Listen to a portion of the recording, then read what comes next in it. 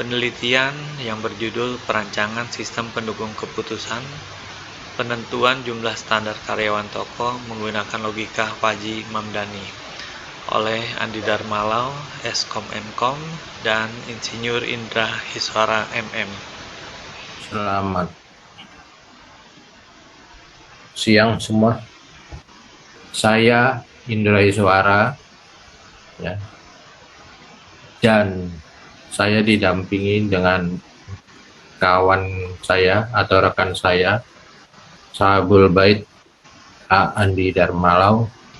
Dalam pemaparan tentang penelitian kami ini membahas tentang sebuah rancangan sistem pendukung keputusan untuk penentuan jumlah standar karyawan sebuah toko dengan menggunakan logika Fajri Mamdani.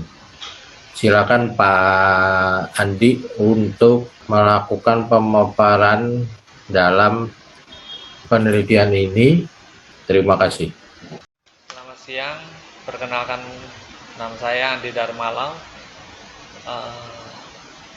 Saya bersama rekan saya, senior saya, guru saya, Pak Indra Hiswara, melakukan penelitian tentang sebuah sistem pendukung keputusan menggunakan metode Fajri Mamdani. Penelitian ini menghasilkan sebuah perancangan sistem pendukung keputusan untuk menentukan jumlah standar karyawan toko dengan menggunakan metode Fajri Logic yang dikenal dengan logika Fajri Mamdani. Berikut ini paparan lengkapnya, silakan disimak.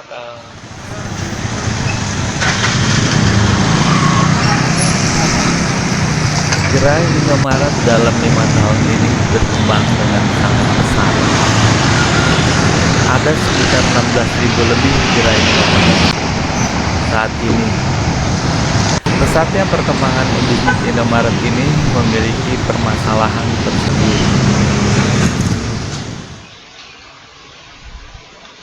Berikut ini statistik gerai Indomaret ya, berdasarkan data yang diambil dari Lokadata. Pertumbuhan gerai Indomaret dari tahun 2015 ke tahun 2020 ya. Di sini kita lihat pertumbuhan pada tahun 2015 jumlah gerai Indomaret masih di bawah 12.000 ya. Pada tahun 2016 jumlah gerai Indomaret sekitar 14 ribuan. Pada tahun 2017 gerai Indomaret sekitar 15.000. Pada 2018 jumlah gerai Indomaret sudah di atas 16.000 ya. Pada tahun 2019 perkembangannya cukup pesat nih, jumlah gerai Indomaret hampir mendekati 18.000 ya, mungkin 17.000 sekian. Lalu pada tahun 2020 pertumbuhannya ada pertumbuhan sedikit saja ya kan. Nah, itu adalah data statistik gerai Indomaret yang dipaparkan oleh Lokadata. Pertumbuhan toko yang cepat sehingga membutuhkan banyak tenaga kerja untuk kegiatan operasionalnya. Tidak adanya standar jumlah karyawan menyebabkan beberapa toko mengalami kelebihan atau kekurangan karyawan. Hal ini mengakibatkan terganggunya operasional yang ada di toko. Untuk itu dibutuhkan standar jumlah karyawan bagi sebuah toko dengan spesifikasi tertentu. Tujuan dan manfaat dari penelitian ini adalah untuk merancang sebuah sistem pendukung keputusan untuk menentukan standar jumlah karyawan pada sebuah toko dengan mengimplementasikan logika Fajri Mamdani berbasis website. Manfaat dari penelitian ini diharapkan dapat memberikan solusi agar perusahaan dapat mendistribusikan karyawan toko Indomaret dengan tepat, sehingga dapat meminimalisir kerugian finansial yang timbul akibat kekurangan dan kelebihan karyawan. Yang menjadi rumusan masalah dalam penelitian ini adalah bagaimana merancang sebuah sistem pendukung keputusan dengan mengimplementasikan logika Fajri Mamdani untuk menentukan standar jumlah karyawan pada sebuah toko. Untuk menambah wawasan tentang penelitian ini, ada beberapa landasan teori yang dipakai. Yang pertama adalah menurut Chris Maggi ya, tahun 2015 ya. Sistem informasi adalah cara-cara organisasi untuk mengumpulkan atau memasukkan dan mengolah serta menyimpan data dengan cara-cara yang diorganisasi untuk menyimpan, mengelola, mengendalikan, dan melaporkan informasi sedemikian rupa sehingga sebuah organisasi dapat mencapai tujuan yang telah ditetapkan. Nah, itu adalah pengertian dari sistem informasi. Teori selanjutnya yang kami pelajari adalah pengertian tentang retail, ya kan. Menurut Sunyoto tahun 2015, retailing adalah aktivitas yang mengikutsertakan pemasaran barang dan jasa secara langsung kepada pelanggan. Retail secara langsung mengarahkan kemampuan pemasarannya untuk memuaskan konsumen akhir. Lalu pengertian tentang sistem pendukung keputusan sendiri menurut James O'Brien dan Josh M. Maracas ya, tahun 2014, beliau mendefinisikan bahwa sistem pendukung keputusan merupakan sebuah sistem informasi yang menggunakan model keputusan, sebuah database, dan sebuah wawasan dari pembuat keputusan dalam sebuah proses pemodelan yang ad hoc dan interaktif untuk mencapai sebuah keputusan yang spesifik oleh seorang pembuat keputusan yang spesifik pula. Nah, lalu pengertian tentang logika Fajrinya ya, menurut Sri Kusuma Dewi tahun 2010, beliau mengatakan bahwa logika Fajri merupakan salah satu komponen pembentuk soft computing. Dasar logika Fajri dari teori himpunan Fajri. Pada teori himpunan Fajri, peranan derajat keanggotaan sebagai penentu keberadaan elemen dalam satu himpunan sangatlah penting. Nilai keanggotaan atau derajat keanggotaan atau membership function menjadi ciri utama dari penalaran dengan logika Fajri tersebut. Nah, masih menurut Sri Kusuma Dewi juga ya, metode Mamdani sering dikenal sebagai metode maksa min. Ya. Metode ini diperkenalkan oleh Ibrahim Mamdani pada tahun 1975. Untuk mendapatkan outputnya diperlukan 4 tahapan, yaitu yang pertama adalah pembentukan himpunan Fajri. Pada metode Mamdani, baik variabel input maupun variabel output dibagi menjadi satu atau lebih himpunan Fajri. Nah, yang kedua adalah aplikasi fungsi implikasi. Pada metode Mamdani ini, fungsi implikasi yang digunakan adalah minimum. Yang ketiga adalah komposisi aturan. Apabila sistem terdiri dari beberapa aturan, maka inferensi diperoleh dari kumpulan dan korelasi antar aturan. Nah, yang keempat adalah penegasan atau defajifikasi. Input dari proses defajifikasi adalah suatu himpunan Fajri yang diperoleh dari satu komposisi aturan-aturan Fajri. Sedangkan output yang dihasilkan merupakan suatu bilangan pada himpunan Fajri tersebut. Sehingga jika diberikan suatu himpunan Fajri dalam rank tertentu, maka harus dapat diambil suatu nilai Cripps tertentu sebagai output. Nah, untuk melengkapi penelitian kami juga mengadakan studi dari penelitian-penelitian terdahulu yang telah dilakukan oleh orang lain tentunya ya. Pada tahun 2014, Lubu Yakin mengadakan penelitian ya yang ditulis dalam skripsinya yang berjudul Sistem Pendukung Keputusan Penilaian Prestasi Kerja Karyawan menggunakan metode Fajri Mamdani. Nah, dengan data input yang digunakan adalah yang pertama data karyawan, data nilai karyawan tiap variabel input, dan data hasil penilaian karyawan. Output yang dihasilkan dari sistem ini adalah laporan hasil penilaian setelah menggunakan Fajri Mamdani. Penelitian yang kedua yang kita ikuti adalah pada tahun 2015 ya, Saiful Arifin Dia mengadakan penelitian yang ditulis dalam skripsinya yang berjudul Implementasi Logika Fajri Mamdani untuk Mendeteksi Kerentanan Daerah Banjir di Semarang Utara.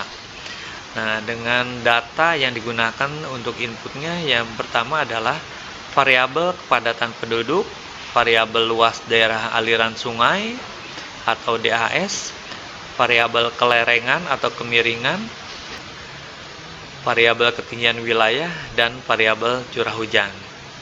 Output yang dihasilkan adalah variabel kerentanan banjir. Jadi dengan input data itu kita bisa mengetahui rentan banjir atau tidaknya suatu daerah. Nah, objek penelitian kali ini kita menggunakan PT Indomaret Prisma-Tama ya, yang merupakan perusahaan retail dengan nama toko retailnya adalah Indomaret ya, berdiri sejak tahun 1988 ya. Perkembangan usahanya ini sangat pesat dalam 5 tahun terakhir. Saat ini jumlah gerainya mencapai lebih dari 16.000 toko, terdiri dari 40% toko milik terwaralaba dan 60% toko milik perusahaan.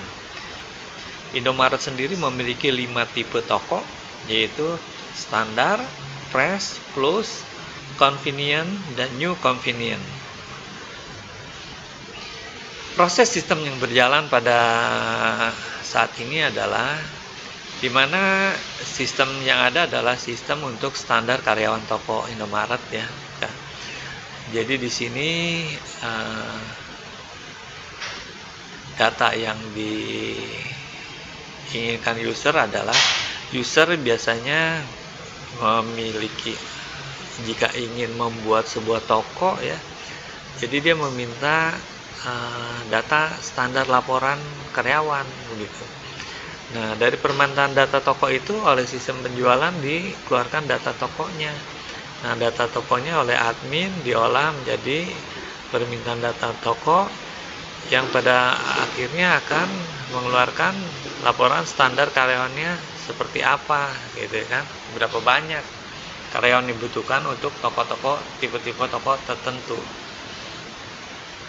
Nah, ini adalah proses diagram level 0-nya ya, dimana yang pertama adalah user meminta laporan standar karyawan, lalu permintaan tadi diproses ke admin ya, dari admin dilanjutkan ke sistem penjualan mengeluarkan data toko, lalu data toko diolah datanya, disimpan, lalu dari pengolahan data ini laporan tersebut dikirim ke user. Nah, untuk proses sistem usulan yang tadi menjadi dipersingkat ya, jadi dibikin otomatis sehingga user hanya meminta kepada sebuah sistem akan mengambil data dari sistem penjualan, lalu si sistem standar karyawan tadi akan mengeluarkan hasilnya. Jadi prosesnya setelah memakai sistem Fajri Logic Mamdani ini, prosesnya menjadi lebih singkat. Nah, ini proses sistem usulan level 0-nya ya, dimana user meminta data toko, permintaan data toko dimasukkan ke sistem lalu mengolah data ya, dari sistem dikeluarkan laporan tentang standar karyawan yang dibutuhkan. Nah, untuk menentukan jumlah standar toko menggunakan proses logika Mamdani ya kan, dengan metode Mamdani ini memiliki algoritma sistem yang ditampilkan dalam flowchart berikut ini. Ini adalah flowchartnya ya. Yang pertama dimulai dari input data score, screening data score, mode struct, domain score, lalu diproses pajifikasi menentukan himpunan pajinya, lalu proses implikasi ya, fungsi implikasi, komposisi aturan, lalu depajifikasi atau penegasan, lalu dikeluarkan output standar jumlah karyawan yang dibutuhkan. Selesai. Ini adalah logical record structure database-nya ya. Ini adalah gambar dari susunan database-nya. Ini ada user, ada area supervisor, ada master toko, ada table sales, ada standar karyawan, ada area manager. Selanjutnya kita akan melihat desain tampilan dari sistem yang kita buat. Yang pertama adalah login. Di sini berisi username dan password ya, standar semuanya. Yang kedua adalah halaman utama. Ini merupakan halaman utama. Di sini kita bisa melihat menu-menu apa aja yang ada.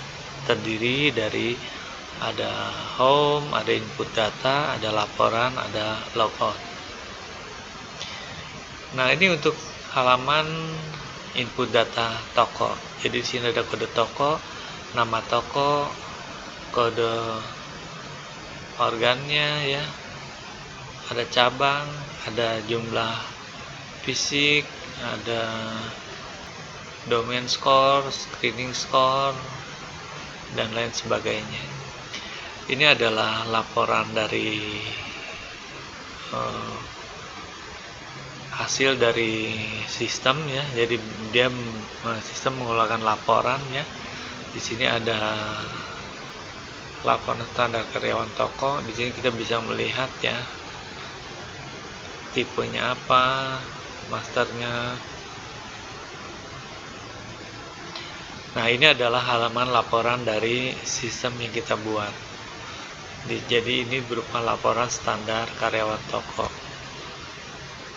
Sini ada kode toko, ada alamat, ada tipe tokonya ya kan, ada standar karyawannya berapa orang. Nah, ini ada halaman logoutnya ya. Nah, kesimpulannya adalah kebutuhan jumlah karyawan toko saat ini yang dihitung secara manual membutuhkan waktu yang lama dan informasi yang kurang akurat. Outputnya berupa laporan hard copy sehingga rawan akan rusak atau hilang. Ditambah dengan kebanyakan usernya atau pemakaiannya bekerja secara mobile yang berada di luar kantor. Nah, aplikasi ini yang diusulkan memiliki output laporan standar karyawan toko yang dibutuhkan untuk menentukan standar jumlah karyawan toko. Saran yang diusulkan ya, yang pertama adalah implementasikan aplikasi ini guna memudahkan user dalam mengambil keputusan terkait jumlah karyawan standar di toko. Yang kedua adalah pengembangan aplikasi ini ke depannya agar terintegrasi dengan sistem perusahaan lainnya sehingga dapat mempermudah pekerjaan. Demikianlah laporan penelitian kami, semoga bermanfaat dan kami ucapkan sekian, terima kasih.